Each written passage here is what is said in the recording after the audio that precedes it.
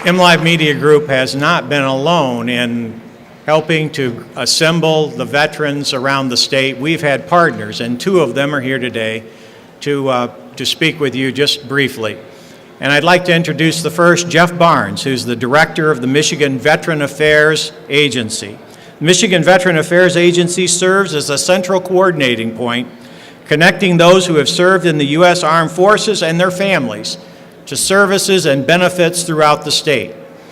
They are responsible for administration and operation of the Michigan Veterans Trust Fund, the Michigan Veterans Homeowners Assistance Program, Michigan's 2 veterans homes, and other veterans services. Would you please welcome to the podium Jeff Barnes.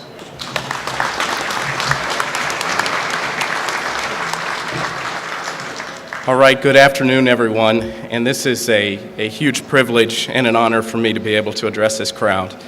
I'm so thankful to be surrounded by the patriots that we have in this room. But I want to get to know the folks that we've got here. So I'm going to ask you to raise your hand when I announce your branch of service, beginning with the United States Coast Guard. Let's give a big round of applause.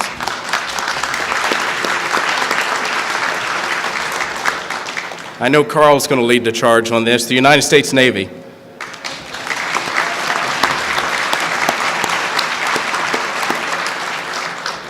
United States Marine Corps.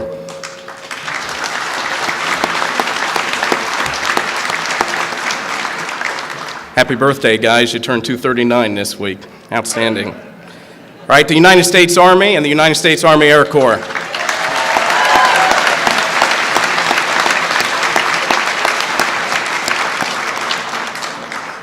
And the Women's Army Auxiliary Corps.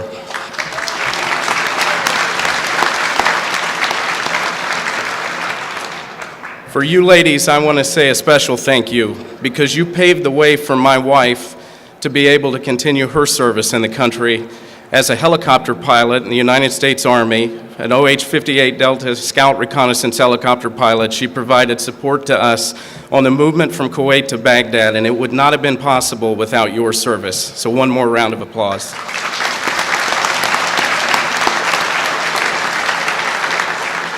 And I would be remiss to not thank the family members that surround us above. We couldn't do it without your support when we're deployed and when we come back home. Thank you.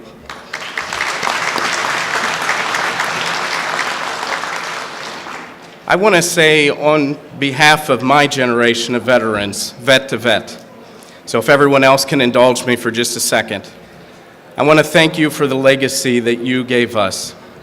As a nation, you taught us resiliency, the kind of resiliency that allows us to meet the challenges that we see in today's ever-changing world, from 9/11 to what we continue to face operationally across the world.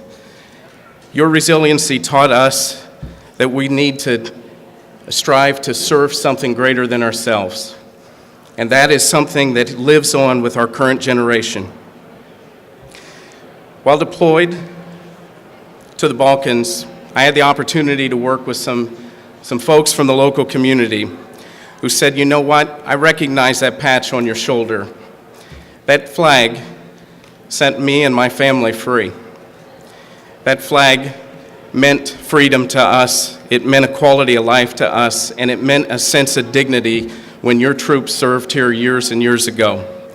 And I thank you for your service.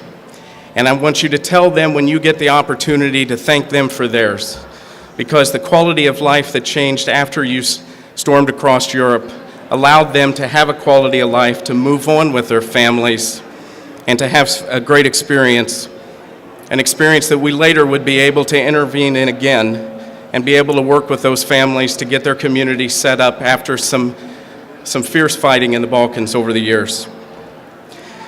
You showed us as veterans the importance of serving something greater than yourself. Right before we deployed to Iraq in 2003, we had a group of World War II veterans that came in to speak to our squadron leadership. And they told us a few things. They said, first of all, you're going to be amazed at what your troops will do on the battlefield. You're going to be amazed at the challenges that you see, and you're going to be amazed at how the training will kick in. And as we rolled into Asamawa on the way to Baghdad, we came into heavy contact just south of the Euphrates River Valley. And the first thing that my driver told me at that point is, "Sir, this is just like being at the National Training Center. Those guys were right on."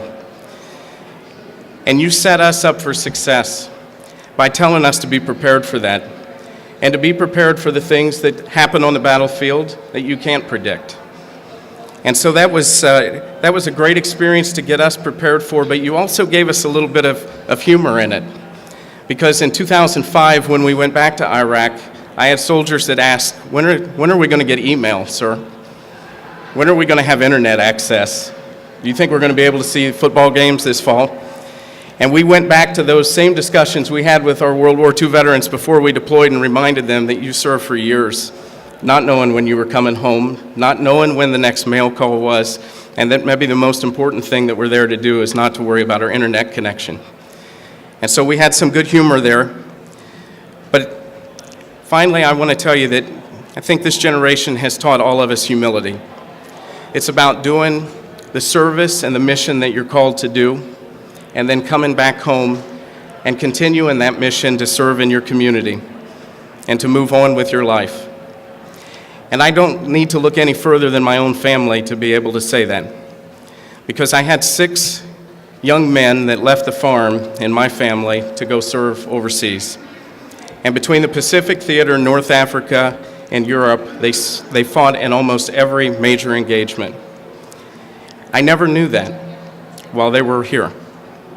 I never knew that in that family we had over 24 Bronze Stars and a half a dozen Purple Hearts. But they taught me the meaning of service. They taught it to my father, and both of us proudly served. And as a veteran of Iraq, I want to tell you that the torch of freedom and the shoes that you created were an honor to be able to carry on as we pursue freedom across the world. And I hope that our generation has lived up to your expectations. Thank you each and every one for the service that you've given to our nation. Thank you to your families, and may God bless the United States of America.